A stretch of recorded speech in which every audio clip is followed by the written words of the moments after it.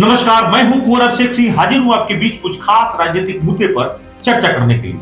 और आज का जो विषय है वो है महिला आरक्षण विधेयक, जो इस बार पहली बार मोदी सरकार के, अगर मोदी 3.0 में अगर बात करें तो 12 साल में पहली बार कोई विधेयक जो है औंधे मुंह गिरी और विपक्ष जो है वो सत्ता पक्ष पर भारी पड़ा है।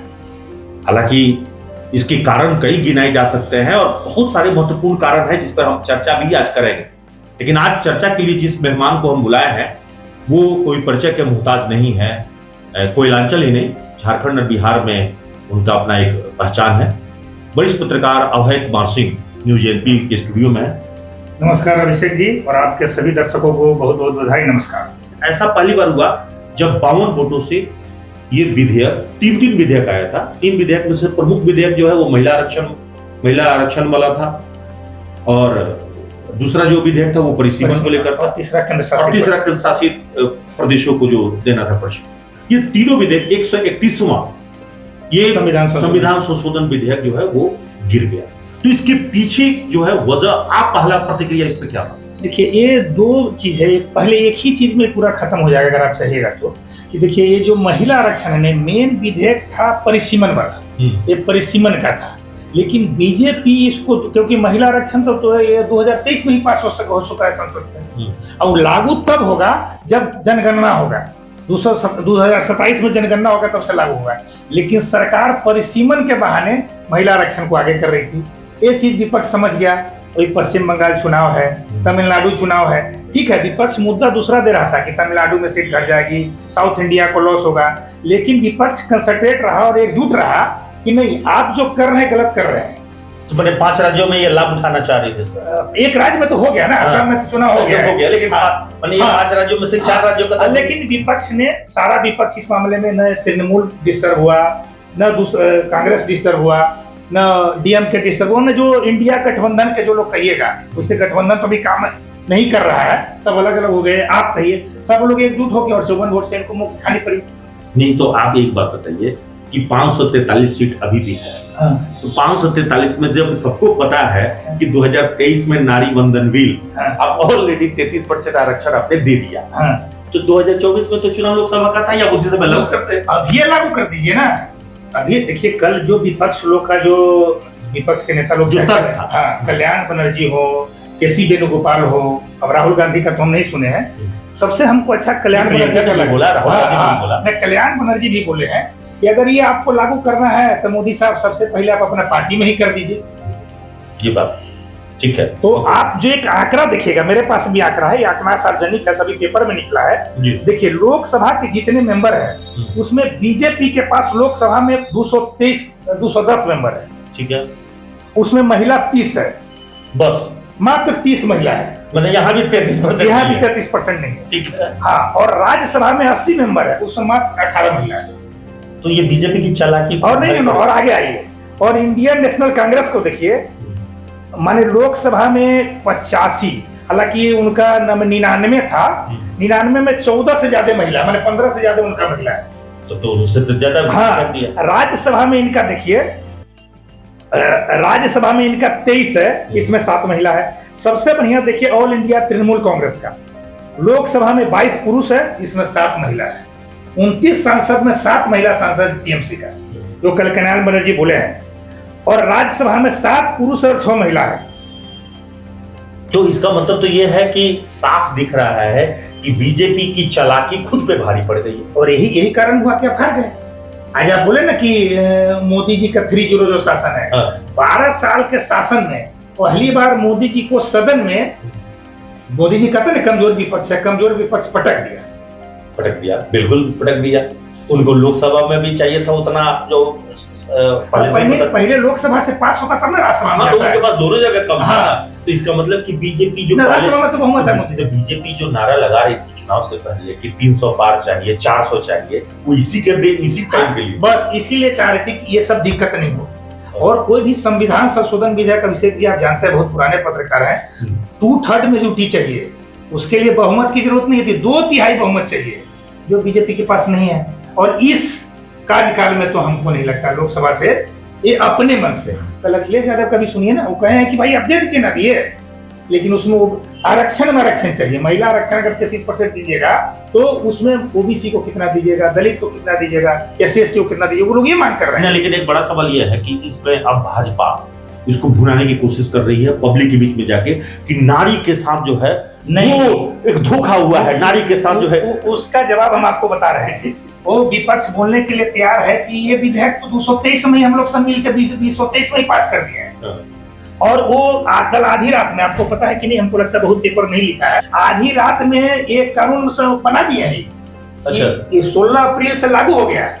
महिला आरक्षण बिल जो 2023 में पास हुआ था वो 16 अप्रैल 2026 से लागू हो गया। पहले तो नियम पहले से बने हुए थे, तो ये लागू कल किए हैं, लागू करने से पहले संशोधन पेश कर दिए। तो पहले लागू कीजिएगा तब ना संशोधन पेश कीजिएगा। ये आधी रात को नोटिफिकेशन जारी हुआ है।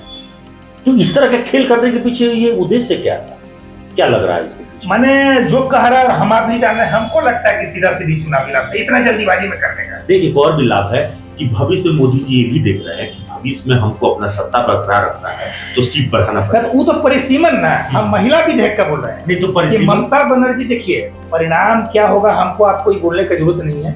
बीजेपी आए, तृणमूल आए, लेकिन अकेले ममता बनर्जी तो अकेले भारी तो पड़ रही है।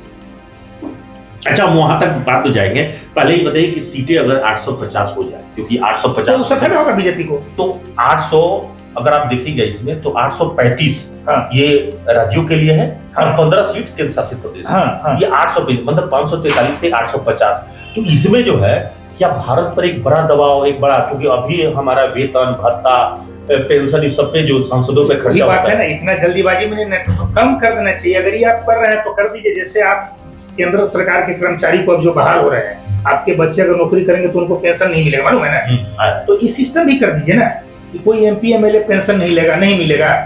MP रहता उसका भी पेंशन लेते हैं, MLA रहता उसका भी पेंशन लेते हैं, किसी जनप्रतिनिधि तीनों चीज का पेंशन लेते हैं।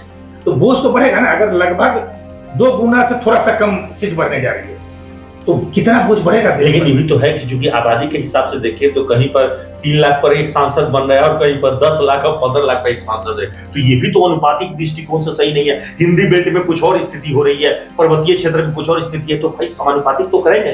तो समानुपातिक करेगा तो फिर झेलना पड़ेगा आपको कि बढ़ाइएगा तो आर्थिक बोझ तो पड़ेगा। हालांकि अमित शाह का जो बयान है उसमें कहा है भाई हम साउथ के साथ भी गलत नहीं करने देंगे और दक्षिण और पश्चिम के लिए भी गलत नहीं होगा, उत्तर भी गलत नहीं हो पाएगा। साउथ, अब देखिए हम आरक्षण बिल के बारे में बता दें, अभी हम लोग महिला आरक्षण पर जो बात हाँ, हम जो आंकड़ा लेके आए, देखिए 1996 में जब देवगौड़ा जी देश के PM थे तो महिला आरक्षण बिल आया था, ठीक है, ये पास नहीं हो पाया था। 1998, 1999, 2003 में अलग अलग सरकारों ने इस बिल को पेश किया, लेकिन विरोध के चलते बिल पास नहीं हुआ। 2010 में मनमोहन सिंह की सरकार में राज्यसभा में बिल पास हुआ, लेकिन लोकसभा में रुक गया। अच्छा, राज्यसभा से पास है महिला आरक्षण, ठीक है, मनमोहन सिंह के टाइम में। फिर 2014 से 19 में भाजपा सरकार के चुनावी वादों में रहा है, लेकिन संसद में दोबारा पेश नहीं हुआ। तो इसका मतलब है कि बीच में जो भी अड़चन आई, मोदी सरकार तो कम से कम सक्षम रही कि 2023 में पास करा ली। हाँ, तो अब ये पाप जो है भाजपा करिए कि ये पाप जो है वो यूपीए की तरफ से है। तो यूपीए तो कह रही है कि यूपीए ने इंडिया गठबंधन में यूपीए रहा नहीं, तो वो लोग कह रहा है ना कि सर इसी में पास कर दीजिए ना, इसी में आरक्षण दे दीजिए। अच्छा, इसी में दे दीजिए, 543 में दे दीजिए, परिसीमन भी होगा, ठीक है। वो परिसीमन का कहाँ विरोध कर रहे हैं? अच्छा, तो ये मोदी सरकार की एक चालाकी है जो हमको लगता है कि वो नहीं कर रही। मत मानिए, थोड़ा सा हड़बड़ी में जैसे वो चाहते थे कि हर चीज कर लेते हैं, तो परिसीमन के लिए अलग से ले आते हैं, इसको भी अलग से ले आते हैं, इसको अलग से ले आते तो कोई दिक्कत नहीं होती। तो उनका तो हमको तो लगता है कि बीजेपी का हर चीज चुनावी मोड में रहता है, ये भी चुनावी मोड था। अच्छा, चुनाव, लेकिन 2029 में चुनाव होना अभी तो टाइट था। 5 राज्य में चुनाव है ना, ममता बनर्जी तो पश्चिम बंगाल के CM है ना। अब देखिए वोटिंग हुआ, वहाँ के सभी सांसद को रहना पड़ा, तो ममता बनर्जी उनके प्रचार पर असर पड़ा। कल कैलाश बनर्जी तो लोकसभा में बोले हैं, आग्रह किए थे स्पीकर से कि सर देखिए हम लोग को चुनाव और हम लोग यहाँ वोटिंग के लिए, ये बाद में भी हो सकता था ना, तो पहले भी हो सकता था। ये टाइम हमको लगता है, हमारा अपना पर्सनल ओपिनियन है, उचित नहीं है। तो अब हमको लगता है कि क्या भविष्य में, जो कि बीजेपी का कहना है कि हम फिर से दोबारा महिला आरक्षण को लेकर हम आएंगे, जनता के बीच में भी इस बात को चर्चा कर रहे हैं और वो आगे भी इसको लागू करने की कोशिश करेंगे। वो तो बीजेपी के पास है। देखिए अब कानून लागू हो गया, अब इसी में संशोधन पेश होगा। धीरे धीरे बीजेपी तो 2029 तक कुछ ना कुछ करेगी। बीजेपी इस मुद्दे पर चुप नहीं बैठेगी। नहीं तो परिसीमन होगा तो यहाँ भी तो लाभ होगा। हिंदी बेल्ट में जो है आप यूपी में संख्या बढ़ेगी, झारखंड में संख्या बढ़ेगा, बिहार में बढ़ेगा, यहाँ भी तो हमारा 21 सीटें हो जाएगी 14 से। हाँ, बिहार में भी बढ़ेंगे, तो उत्तर प्रदेश में, हाँ, महाराष्ट्र में सबसे ज्यादा फायदा। तो ये हिंदी बेल्ट वाले हिंदी पट्टी में ही संख्या, तो 200-250 इधर से जब मिल जाएगा तो भाजपा को तो लाभ मिलेगा। इसमें सीधी नहीं, अभी तत्काल जो परिसीमन जिस तरह से बना है उससे सीधे भाजपा को लाभ होता है। विपक्ष को कहीं ना कहीं डर है, इसीलिए विपक्ष चाहती है कि वर्तमान स्वरूप में परिसीमन नहीं। तो परिसीमन के लिए विपक्ष एक सुझाव देगी कि इस हिसाब से करें। जातीय जनगणना कराई वो सुधार से, फिर विपक्ष तो मांग कर रहा है कि सीट भी आरक्षण सीट में भी करिए ओबीसी के लिए। हाँ, ओबीसी वाला अखिलेश जी का अपना पॉलिटिक्स है, पीढ़ी है, राहुल गांधी का अपना है कि नहीं पिछड़ा, तो इस सब में तकनीकी आएगी। तो बीजेपी तो अभी से यूजीसी में फंसी हुई थी, अगर एक और पचड़ा में फंस गई तो और ज्यादा सवाल नाराज हो। इसमें तो बीजेपी को घेरेगा, विपक्ष तो इसमें कमजोर नहीं रहेगा इस मामले में। ठीक है, आज बीजेपी सड़क पर आंदोलन करेगी, लेकिन विपक्ष भी उसी ढंग से बात देगा, और ये आगे वाले चुनाव में मुद्दा बन सकता है। 5 राज्य के अलावा और जो कहीं चुनाव होगा ये परेशानी आ सकती है। ये माने ये विरोध की बात नहीं है, लेकिन आप देखिए तो पदाधिकारी भी जितना रहना चाहिए बीजेपी में उतनी महिला पदाधिकारी नहीं है, और उसका परिणाम तो पहली बार हुआ ना कि 12 साल में पहली बार सदन में आपको मुंह खानी पर इतना कमजोर भी। तो राहुल गांधी और प्रियंका गांधी तो खुश होंगे कि पहली बार मोदी को, सारे विपक्ष खुश हैं। राहुल गांधी के भाषण देखिए निकलने के बाद जी, तो उनको एक सफलता मिली। ये देखे ना, वो जो बोल रहे हैं कि बैक में कुछ है, दृश्य शक्ति कुछ है, 16 नंबर क्या है वो बता नहीं रहे हैं, कुछ नंबर है जिसका वो बता रहे हैं। इसका मतलब कि मोदी जी को अपनी नीतियों में समीक्षा करने की जरूरत है कि भाई हर चीज ये जो घटना हुआ महिला आरक्षण विधेयक, ये देख के मोदी जी को अगर परिसीमन भी है तो हमको लगता है जो देश के लिए है तो सबसे विचार विमर्श करके करने में क्या दिक्कत है। 29 में भी टाइम है। इसका मतलब है कि आपका कहने का अर्थ है कि विपक्ष को भी विश्वास में लेकर आगे बढ़ते आप अपना पैमाना रखिए, विपक्ष मजबूर हो जाएगा, खिलाफ ही नहीं करेगा। तो आप मतलब सीधे लेवल आप आखिरी तौर पर यही जा रहा है कि विश्वास की संकट की वजह से, विश्वास की कमी की वजह से और समन्वय, जो विपक्ष को ये सोच रहे थे कि हमेशा कोई एब्सेंट हो जाएगा, कोई नहीं आएगा, बीजू जनता दल अलग हो जाएगा, टीएमसी नहीं रहेगा, वहाँ चुनाव है, ये लोग सब एकजुट रहा, जिस तरह ये एकजुट रहा उस तरह वो एकजुट रहा, फायदा हुआ। लेकिन हमको ये समझ में नहीं आ रहा है कि मोदी जी का ये तीसरा टाइम मिला है। अभी भी देश को सबसे ज्यादा जरूरत जो है वो है समान नागरिक संहिता का। यूजीसी की जरूरत नहीं था, यूसीसी की जरूरत थी। अभी भी नेशनल रजिस्टर की वो बात कर रहे थे, अभी भी जनसंख्या बिल हमारे देश में सख्त जरूरत है। वो तो इस पे चर्चा हुई नहीं। इनका चुनावी मुद्दा है, वो भी उनका मुद्दा है। अच्छा, ये उनका मुद्दा है, लेकिन कहाँ आ रहा है? तो ये कब लाएंगे? सवाल तो ये हो रहा है ना। तो पहले महिला लाएंगे, अब तो भूल गए, वो तो पुराना हो गया ना, तो करंट वाला ये। नहीं तो ये भी तो देख रहे होंगे कि महिलाओं से सत्ता बची रहती है।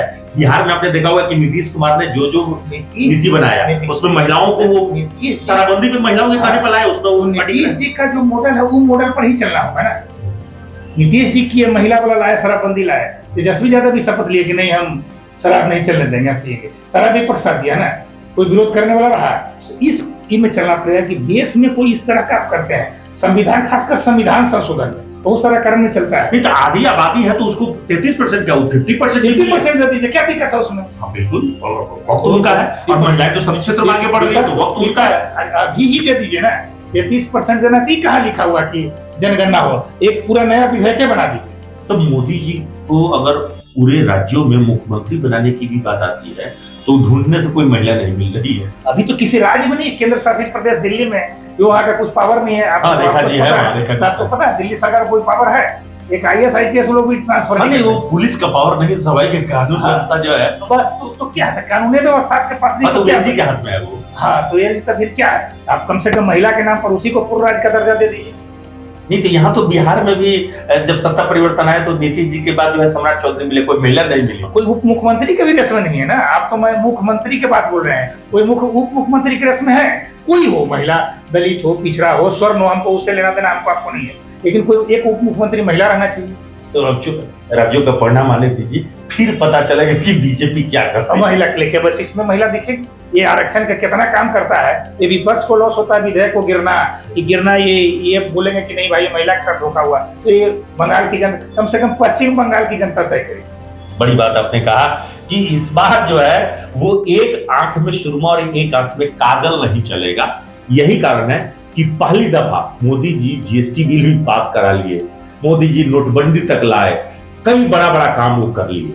राम मंदिर बनाने से लेकर 370 समाप्त करने तक में भी आपने देखा होगा कि बड़े स्तर पर उन्होंने काम किया और न चाहते हुए भी विपक्ष को भी कई बार उनका साथ मिला। मोदी जी ये सभी चीजों में सफल रहे, लेकिन पहली दफा उन्हें झटका लगा है, और झटका इसलिए लगा क्योंकि इसमें नियत जो है वो कहीं ना कहीं बीजेपी की साफ नहीं दिखी, और नियत जब नहीं होता है तो बरकत भी आपको नहीं मिल पाता। तमाम जो है विपरीत परिस्थितियों के बावजूद भी सफलता नहीं मिली, इसलिए विपक्ष को साथ में लेना चाहिए था, विश्वास में लेना चाहिए था, शायद इसमें भी सफलता मिल जाती। क्योंकि महिला आरक्षण विधेयक का तो जहां तक बात है तो महिला आरक्षण तो ऑलरेडी लागू है ही, 2023 में ये पास भी हो चुका है। परिसीमन की बात की तो डिलिमिटेशन के लिए भी उनको विश्वास में लेने की जरूरत थी, जो नहीं हो सका। लेकिन सवाल यह है कि एक बड़ा टाइम वेस्ट हो गया संसद का भी, देश का। तो लोकतंत्र में सत्ता पक्ष को भी यह समझना चाहिए कि बिना विपक्ष के आप कोई भी काम नहीं करा सकते। लोकतंत्र की यही है कि असहमति पर भी सहमति बनाना ही लोकतंत्र की जीत मानी जाती है। आज के लिए इतना ही, नमस्कार।